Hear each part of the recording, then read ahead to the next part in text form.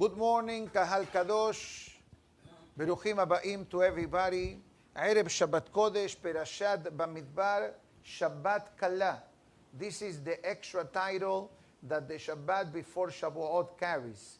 It's like the bride is getting married, and we do a special Shabbat in her honor.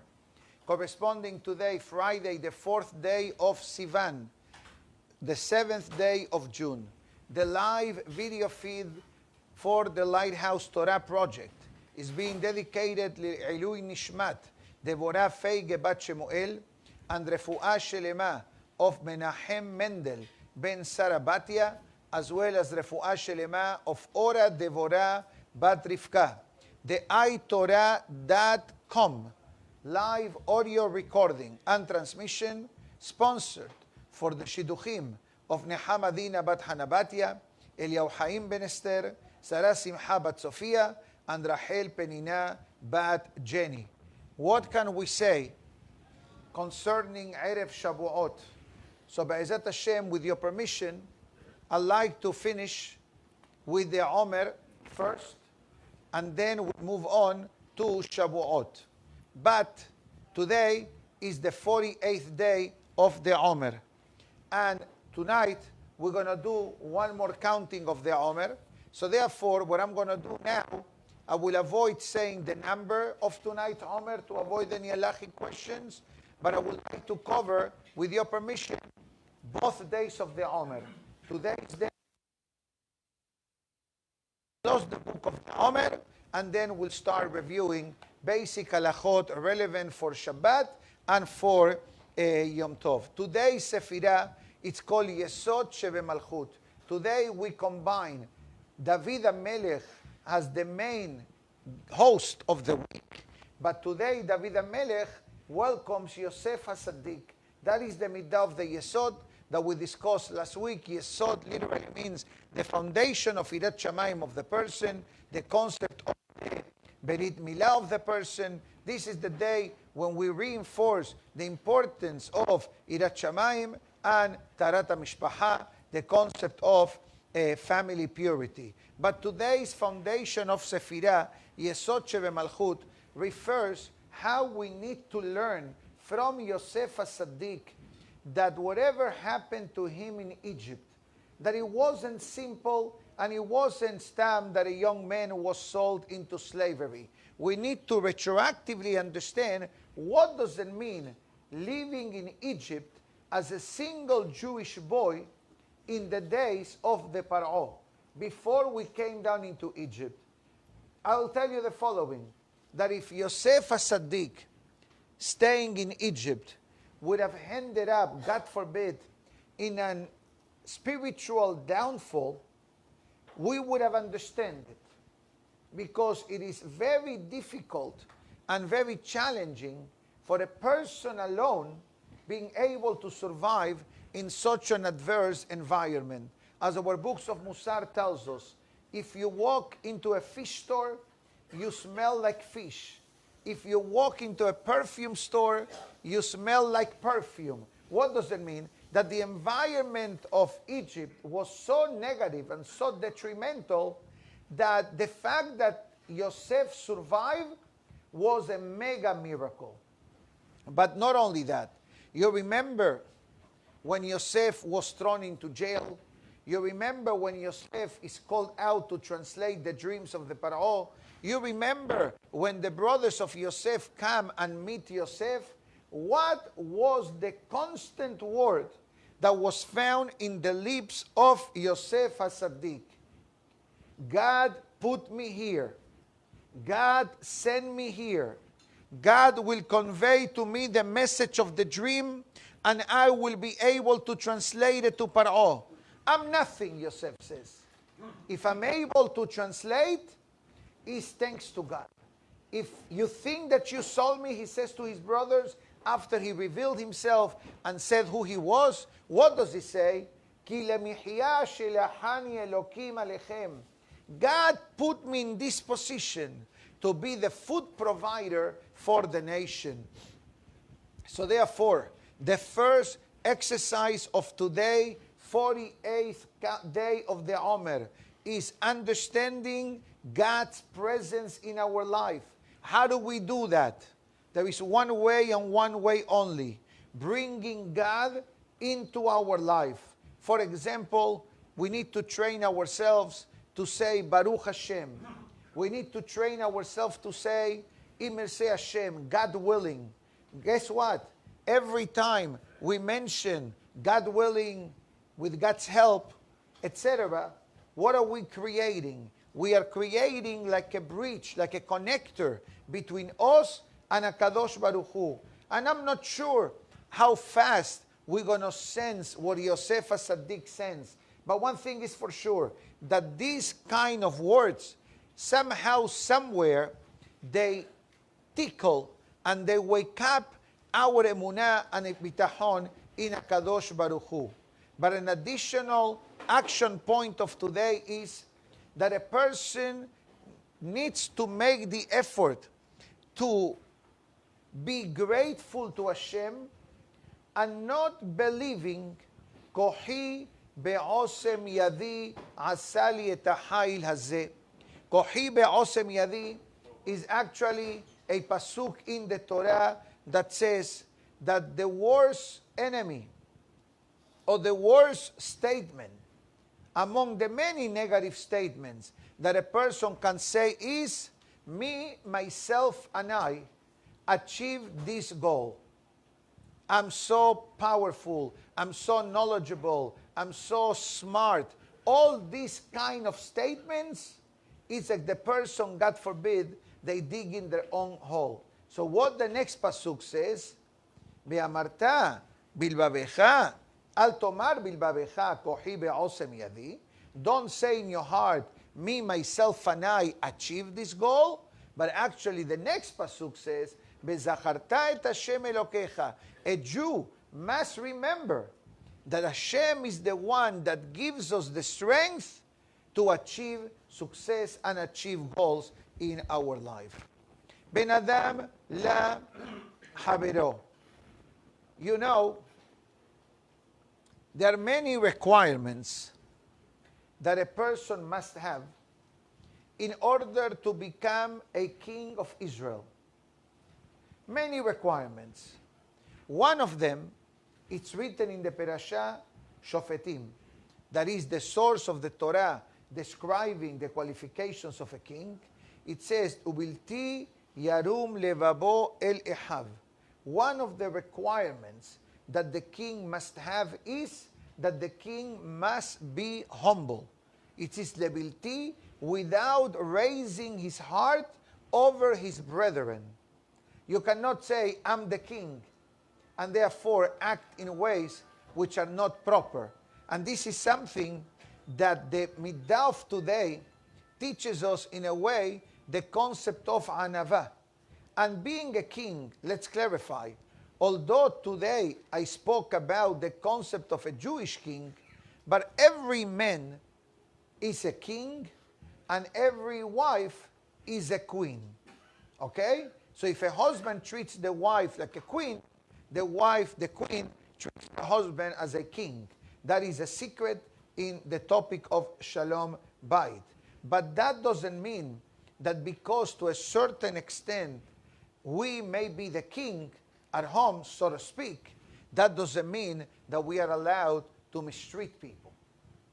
That we are allowed to, God forbid, have attitudes which are completely wrong from halakha perspective. And this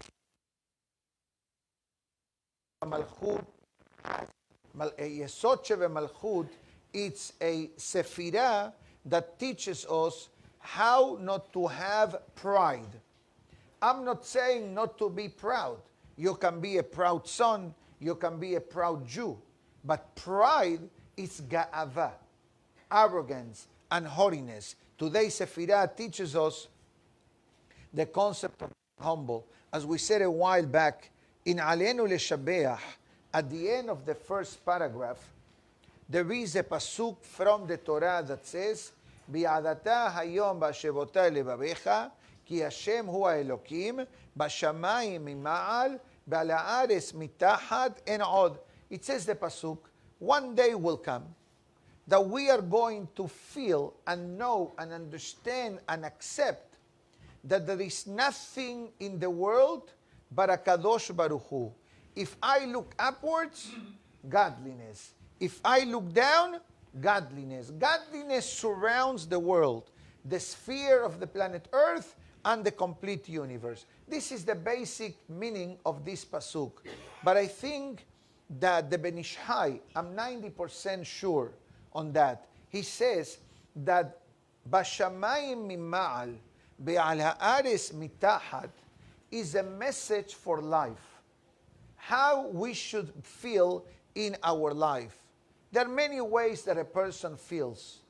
But he says as follows, Bashamayim, when it comes to Irat Shamayim, mima'al, look who is above you in order to say, I'm going to aim to be that way. Ve'al ha'ares, when it comes to financial matters, mitahat, see who is below you, so you value the blessings that we have in our life. Thank you. Baruch אתה אדוני אלוהינו מלך העולם, שהכל נהיה בדברו. בן אדם לעצמו. A person should make the effort of looking back at their life and see how instrumental was Hashem in the life of a person. And believe me, take it from someone who does this. And Baruch Hashem, I try to always enhance my emunah and my bitachon and Abudat Hashem and Ashgaha Peratit. But yesterday, I met a young man that is getting married soon.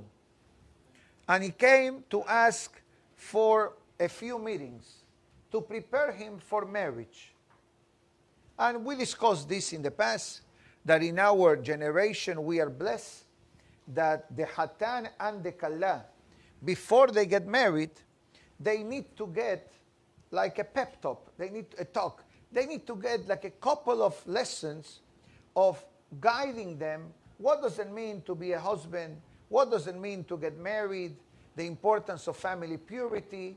All these beautiful things which make part of a holy relationship. And then he says, how can we develop the belief in Ashgaha Peratit, in divine providence? This question was asked exactly 12 hours ago. We finished close to 10 o'clock. Okay, it was a long shiur, not shiur, habruta, he was asking questions, etc. And one of the last questions was, how do we see God in every aspect of our life? So I gave him a few examples. One of them is that a person needs to look for God also. You need to look for Hashem. I wish that God knocks on the door. I wish, but it doesn't happen. And if it happens in the world of virtual reality. But I brought an example like the concept of marriage. Okay? And I said, where are you from? From this country. And where's your future wife from? From the same country. Did you know her before the marriage? No. I said, let me tell you my story of how did I meet my wife. I'm not going to tell you the story, but bottom line is, I was in South America celebrating Pesach, and we had no relationship to the city of Miami at all. We were connected to Brooklyn. This is how much we know of the United States. South America, holy city of Brooklyn, and stop counting.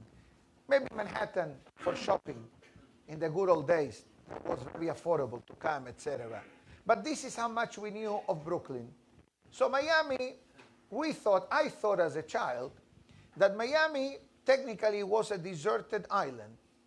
This is how I thought as a child. Because we never heard of people that came to Miami.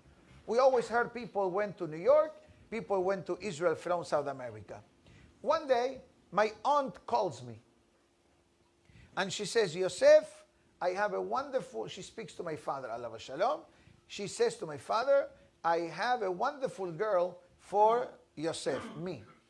And then, to make a long story short, I met my wife. And then we came to Miami. You have to understand, the Miami of the late 80s and the Miami of today is a different world. Many of you are newcomers and are immigrating in the late years, but Miami 40 years ago, I believe, right? 40 years ago, not retired. Yani, it's not a quarter of what it is today. Aventura barely existed. Collins Avenue was the Jewish neighborhood in South Beach, Ocean Drive. That's what it was. Depends where, okay? Anyway, Ocean Drive, right? Washington. My Shiva Berachot was in South Beach.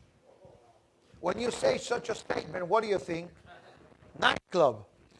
This, Hazve Shalom, was next to the yeshiva, next to the kosher supermarket, in a kosher restaurant, next to the mikveh.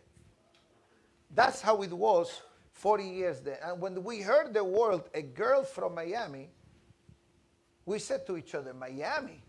Where is Miami in the map? So then I started to do Jewish geography, and I started to make phone calls, and I started to do research. And the research of the late 80s wasn't like today, Google search. Was picking up the phone and talking to the fellow, do the research of the family, and all the beautiful thing. And I tell you something fascinating that happened on the night of my engagement.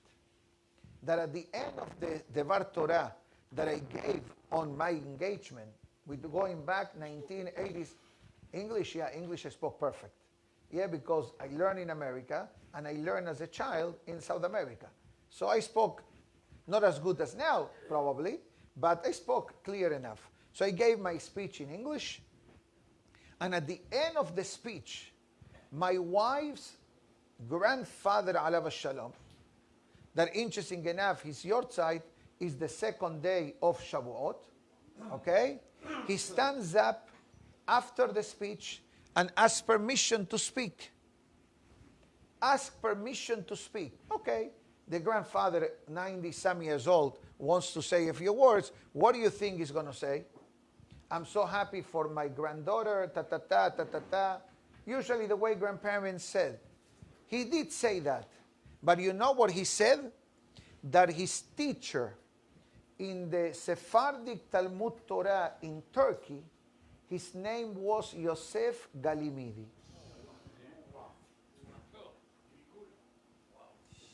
Maybe it was my great-grandfather. Yes. The only Yosef Galimidi I knew was my grandfather, alav shalom. And he was not a Torah teacher in the Talmud Torah. So must have been someone. So I said to the Hatan, look at this coincidence. Something that happened, 150 years ago, give or take. He was 100, I was 20-something. So at least 130 years back.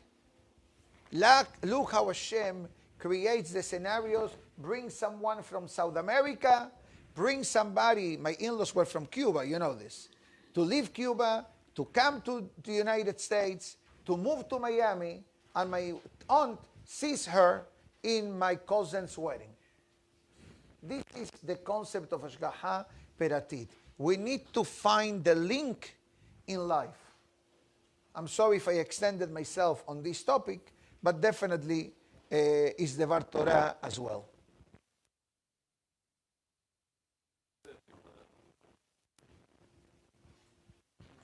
Thank you.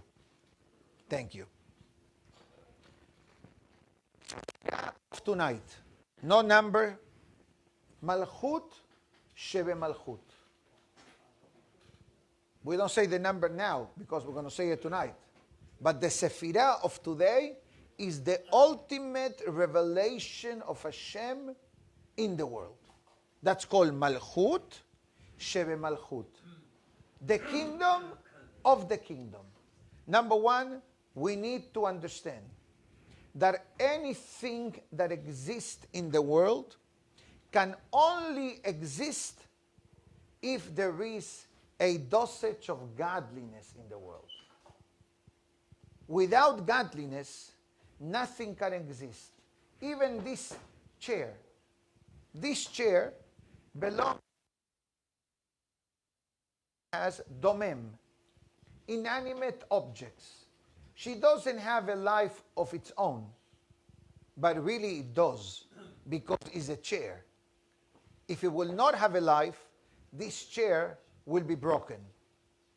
So the fact that it is a chair and you can benefit from it, it has a godly representation of Domem of Hashem. So once we understand, as the Pasuk, we're going to say tonight in Kiddush, in Shalom Aleichem, Melech Malchei HaMelachim HaKadosh Baruch Hu. It says, is the idea of recognizing Hashem's presence in the world, which, as I said yesterday, this will be the ultimate goal and purpose for Mashiach's arrival. The belief of the I must apologize for the introduction. Mr. Marilyn, right? Your name? Motola. He knew the grandfather that I'm talking about. Remember him?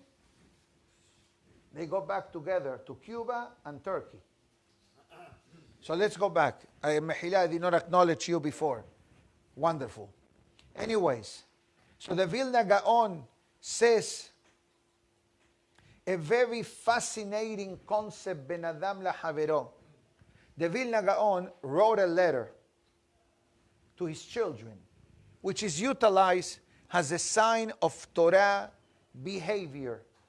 And it says that when a person leaves the world, they ask the person a few questions. We know these questions from Gemara in Shabbat. But he adds one more question. What is the question?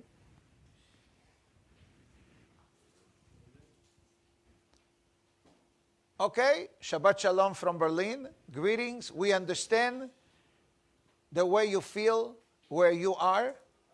So Be'ezat Hashem, Hashem should bless you and find a way to move to a Torah observant community together with your family. Amen. Shabbat Shalom and Chag Sameach. Tikkunim. Tikkunim. Let's continue. So the Gemara says, Himlachta, no, the Gaon of Vilna says, Himlachta et havercha. What is the meaning of this question? Let's go quickly. Did you make your friend a king? Himlachta et havercha. Now, how do you make someone a king? He gives the answer. Speaking properly. Speaking respectfully.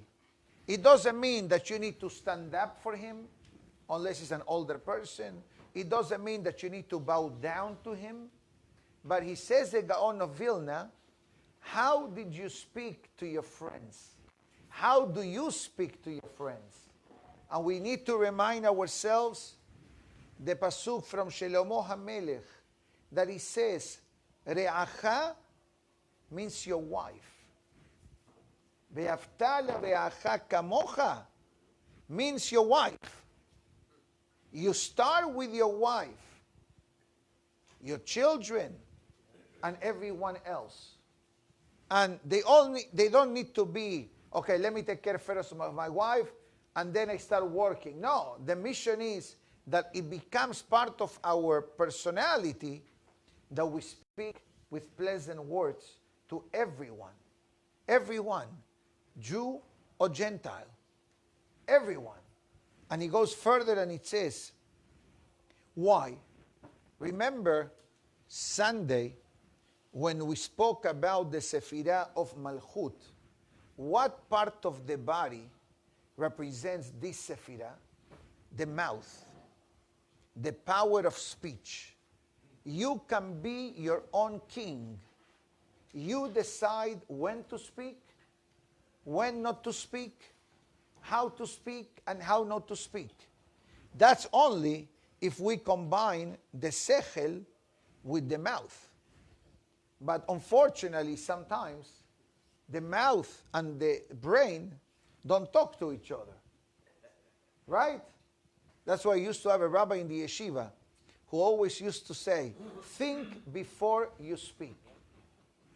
Before you speak, think.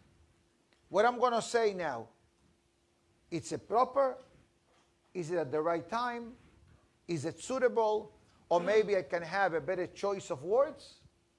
You follow me? Message number 3, reinforcing what I said now, that we all are kings. Kings of ourselves. Kings of our life. We are the leaders of our life. But, as we said a couple of days ago, in the early part of this week, we are representing HaKadosh Baruch Hu. And our mission as Yehudim is to bring godliness into the physical world. And we'll finish with a very interesting tradition that the Hafetz Haim, alav shalom, used to have hanging behind the door of his bedroom. What was this? A special jacket to wear when Mashiach will come. He says, what if suddenly, in the middle of the day, in the middle of the night, the shofar sounds. I hear the shofar. What, I'm going to come and greet Mashiach in pajamas? So he used to have a special garment. He says, this is for Mashiach time. Used to have those, used to have a luggage prepared next to the bed. Just in case Mashiach comes, they're ready to go to Eretz Israel. I don't think that you need to prepare a piece of luggage. Although my luggage, by the way, is in my walk-in closet. I need a luggage. Right, it's right there. Not because I'm such a Hasid, because I found the right spot where to put it, and it's not in the middle of the way. Okay? So, but definitely what he's trying to say is, what are we doing to bring Mashiach? What are we doing to bring Mashiach? So, I believe that there are many answers, but one thing is for sure. Israel asher becha et pa'ar. The better we act as individuals, as Yehudim, the more pride Hashem has in us. And the more proud we make Hashem, that we are acting properly, we are acting respectfully. I spoke half an hour about the Omer. So we're going to say goodbye to the Omer in the world of recording, although we're going to have, Be'ezrat Hashem, a shi'ur tomorrow afternoon, because to say goodbye to the Omer, we need to make a farewell party. We were together for 40-some days, all together, every day, learning, etc.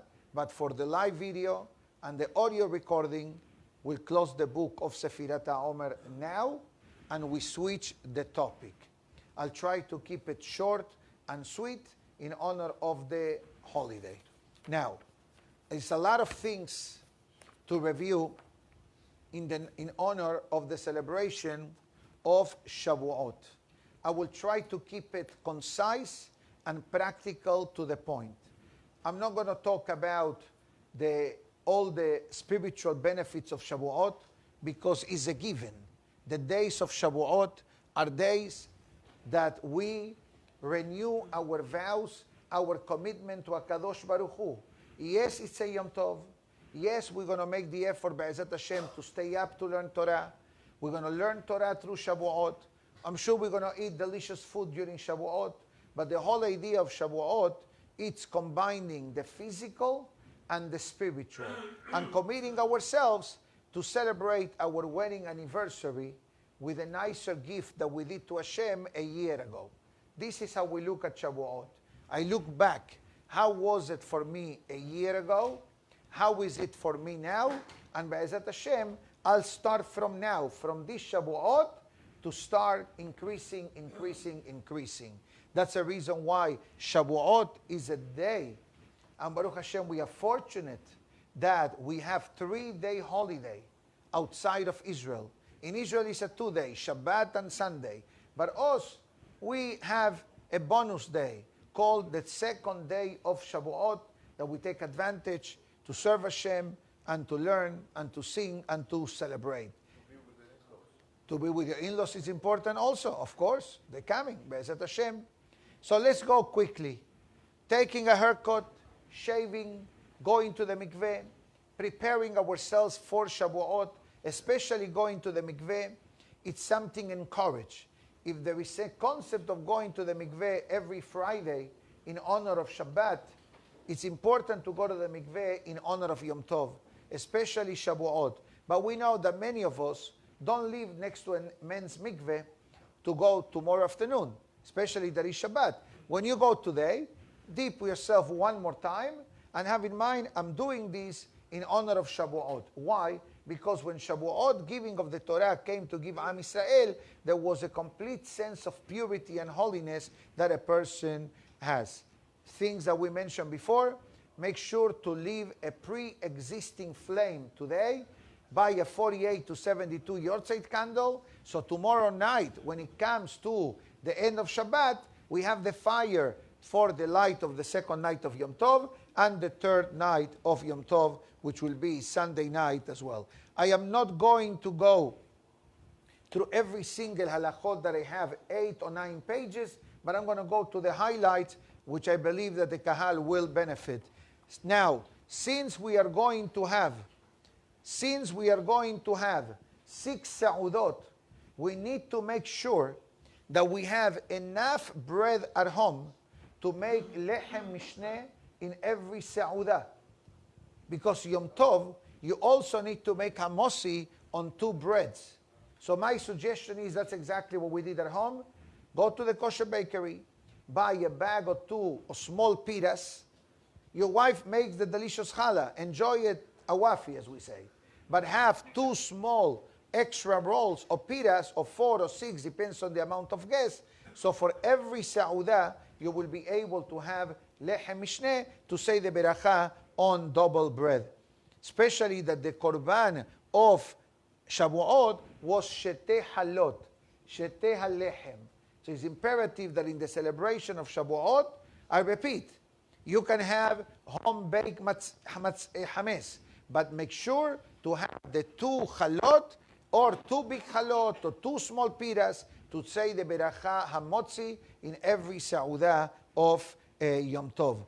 Flowers, we discuss the importance of bringing flowers to the home, adorning the synagogue to the home, setting up the thermostat, setting up the Shabbat plata, the Shabbat hot plate, whatever we're going to need. Because we need to remember one thing, that Shabbat and Yom Tov, there are not many differences in what's permissible or what is not.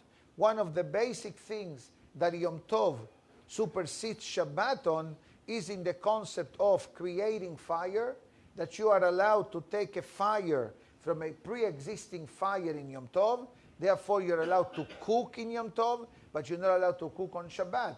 But electricity, make sure to put the fridge in Shabbat mode, especially the new fridges that we have. Set up the thermostat for the air conditioning through Shabbat, through Yom Tov. If you have a Shabbat alarm, set it up for Sunday and Monday as well. So in other words, we need to remember today, this is the life that we live. We need to worry about our physical needs, and we need to also take care of the technological needs that nowadays became a very instrumental part of our life. Concerning the topic of Sa'udah Shelishit. Sa'udah Shelishit, Halacha writes that we need to avoid Kobea Sa'udah, making a Sa'udah with bread close to Yom Tov. Why? So this way, we're going to be able to eat the Sa'udah of Yom Tov Leshem Shamayim, in a proper way to enjoy the Sa'udah. But that causes another challenge, that you cannot do Sa'udah Shelishit before Minha. The proper way, according to the Kabbalah, Rabbeinu Ha'ari, is Minha, Sa'udah Shelishit. So in Miami, we are advancing much earlier Minha tomorrow afternoon. We're going to have a very symbolic, limited Sa'udah Shelishit, and we'll have a long class till Yom Tov starts. Yom Tov for Miami starts at 8:52. So we're going to start Arvit at around 8:40, 8:45. This way, the ladies can prepare accordingly. For the wonderful ladies, tomorrow night at 8:52, if you are in Miami, elsewhere is a different time, you must recite Baruch HaMabdil Ben Kodesh LeKodesh, and then prepare for the meal and prepare the candles, light the candles, etc. Now, tomorrow night, as Halakha writes, we talk about the topic of Yaknehaz. Yain, Kiddush, Ner, Havdalah, Zeman. This is how we do tomorrow night. First of all, no besamim on the night of Yom Tov. That happens on a Mosai Shabbat. And the reason is because we are carrying the sanctity of the Shabbat automatically into Yom Tov. You need to understand, if on Shabbat there is Kedusha, and in Yom Tov there is Kedusha, when Shabbat and Yom Tov are touching each other, the Kedusha is multiplied. So therefore the Neshama Yetera is with a person. And therefore we don't say, Boreh Mineh Besamim. But we do say, Boreh Meoreh Ha'esh, especially for Yom Tov. So, how do we do Boreh Meoreh Ha'esh on tomorrow night? So there are a few options. And allow me to introduce the problem first, and then we'll discuss the solution. We discussed a few moments ago that a person on Yom Tov is allowed to create a fire. I take fire from a pre-existing flame. I have fire to light the candles of Yom Tov. But we know the difference in the halakha, that the fire of the candles of Shabbat is a single flame.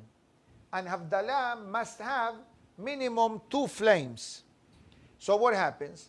If I'm going to light a Havdalah candle Saturday night, tomorrow night, I'm not able to extinguish it. And how long will it take for the Havdalah candle to extinguish? A long time. That could create a problem of serifah, God forbid, of burning. So what the halakha says, 2 suggestions. One suggestion, let's make believe that you have a Havdalah candle that is 18 inches long, usually 18 to 24. I saw the other day a 4-footer Havdalah candle. They use that in the Hasidic circles, that they have thousands of people, so they use a mega candle. I've seen it with my own eyes, 4 feet long. Anyways, so one suggestion says, cut a piece, like 2-3 inches of the Havdalah candle. This way you light it from a pre-existing flame, and then when you finish saying the beracha and doing whatever you need to do, you put it in a tray and will extinguish in a few minutes. If that is complicated, because that could be complicated, don't do nothing. Look at the candles of Yom Tov when you say Boreh Meoreh Ha'esh, and move on with the second part of the Havdalah. And I use the word Havdalah because tomorrow night Kiddush is a combination of the Kiddush of Yom Tov and Havdalah for Yom Tov, that you'll see the difference. Baruch Atah Hashem HaMabdil Ben Kodesh LeKodesh. That is what we're going to say tomorrow night. Not Ben Kodesh LeHol, because Yom Tov is holy. And we say Sheheyanu at the end of the Kiddush / Havdalah. Sa'udah of Yom Tov, then we come to learn. We discussed yesterday the learning, the tikkun, the benefit of the tikkun. Be'ezat Hashem, we're going to have a beautiful program, a beautiful Saudah, so everybody will be able to enjoy. And we're going to pray, obviously, early morning, God willing, a special prayer, as the Ben Ish Chai says, how careful a person must be with the prayer of Musaf when it comes to Yom Tov of Shavuot, because the Yom Tov of Shavuot, Mehila, the counting of the Omer and the celebration of Pesach get elevated through the prayers of Shavuot. I'm trying to see quickly concerning the Saudah of Yom Tov. Every Saudah of Yom Tov, we have bread, we make a motzi, etc. Now, how exactly do we do the Saudot of Shavuot? In Shavuot day, there is a tradition to eat dairy. I'll clarify that whatever I'm going to say now, if anyone has a health issue, you're not obligated to do anything that is going to affect your health. If you cannot eat meat or dairy, for you have lactose intolerance, so don't have dairy. It's only a suggestion. Because in Shavuot, by the way, was the day that we learned the laws of kashrut. And it was the day, as I said on Wednesday, that milk was welcomed into the world. For many centuries, mankind did not drink milk because they believe that since the milk comes from the body of an animal and the animal remains alive, this constitutes ever minahai, which is a Torah prohibition for goyim as well, not deriving benefit from a living animal. Obviously, we understand that ever minahai doesn't mean milk. Ever minahai means cutting a limb of the animal in order to eat it, etc. But nevertheless, when the Torah was given, the laws of Shechita were learned, and the prohibition of blood was given. So therefore, Shechita, Meliha, the Torah was given on a Shabbat. So none of the above was allowed to be done. Why? Because you cannot do Shechita on Shabbat. You cannot kasherize the meat on Shabbat. So what do we have? Milk. That's the reason why we have milk in the morning. I'm going to say the following. There could be some people that they have different traditions and they have dairy in the night of Yom Tov. Is it correct or not? I'll tell you what the halakha says. Besamachta v'chagecha ve'aita ach sameach. Part of the celebration, the Gemara writes, of happiness is when the person eats meat and wine. But if you have dairy, you are in a way making weaker the holiness of the Yom Tov in the aspect of food. But let's say that you don't eat food, you don't eat meat, so you can have dairy. But again, this is a very gray area in Jewish law. I tell you what I do personally, and I believe that thousands of people do. The night of Yom Tov, meat. The morning, dairy.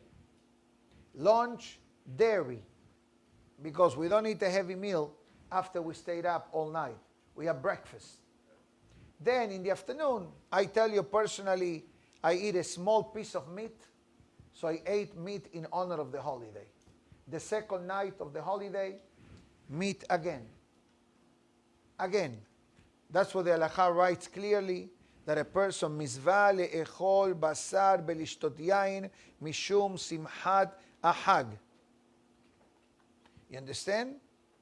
But I clarify one thing, that many communities, let's clarify, have the tradition of eating dairy tomorrow night. And I clarify, it is not a sin. It's permissible, especially if this is the tradition that you have. But why the halakha gives emphasis to meat, because usually meat carries a more, let's call it, important position in the eyes of the Sa'udot. Although today, the cost of cheese and the cost of meat is not very different. So I'm not telling anyone to change their traditions, especially since their opinions upon what to rely. So therefore, my mission is to put the cards on the table and to advise you what is the halakha suggestion is. Needless to say, the Zohar HaKadosh writes, and it says, a benefit of staying up through the night of Shavuot. And I go quickly. The Zohar HaKadosh writes, chapter 1, page 8, those who stay up in the night of Shavuot, and they are happy in the night of Shavuot, every one of those people will be written in the book of memories, in the book of overdraft protection in the heavens, and Hashem blesses them with 70 blessings that come from his inner chamber. And Ari writes, and it says that a person who stay up all night long without sleeping one moment even and learns Torah, guaranteed sheyashlim shenato, God willing, but Olam will allow the person to finish the year with health, and no tragedy will befall upon him, and beautiful blessing. As I said yesterday, void relevant to the holidays of the night of Shavuot. Now, ladies are not obligated to stay up through the night of Shavuot. But here it says the halakha clearly. If they want to stay all the night or some part of the night, they should make the effort to read Tehillim, perhaps review Avot, Megillat Ruth, or topics relevant to the holiday, but make sure that no one should utilize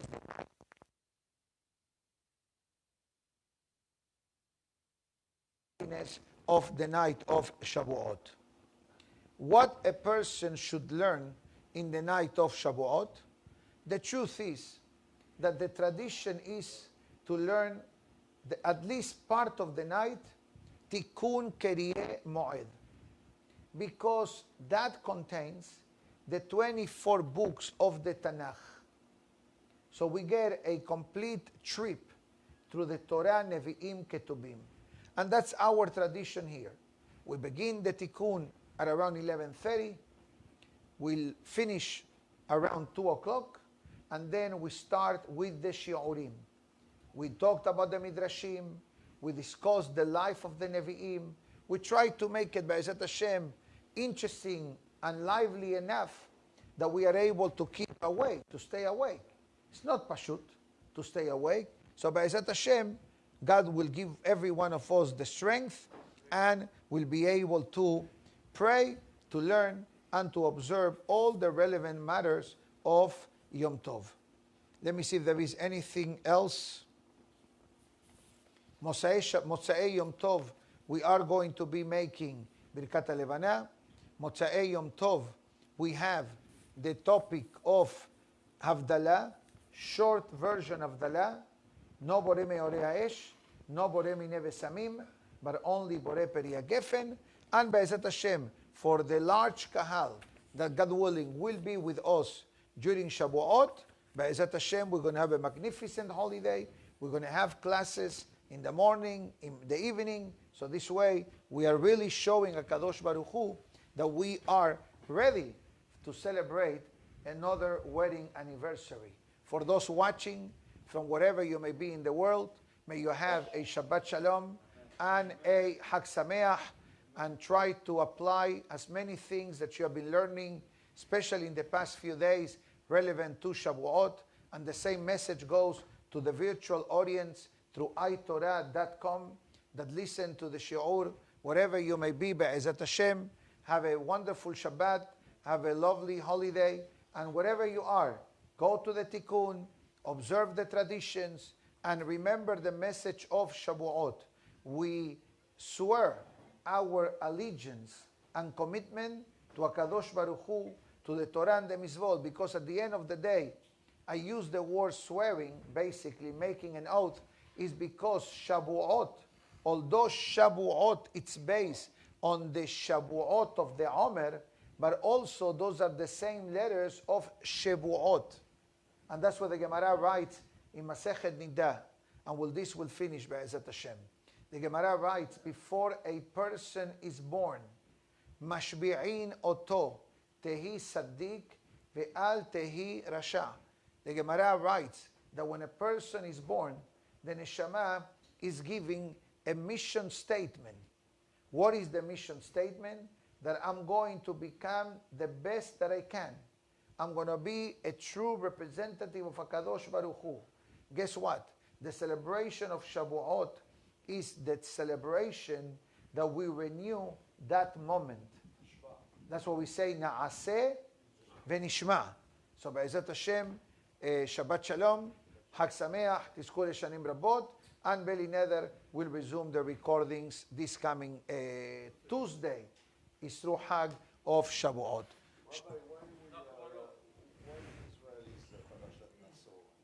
Because the last day of, 1 second. We're going to stop the recording now. Baruch Adonai Le'olam, Amen ve'Amen. Short answer.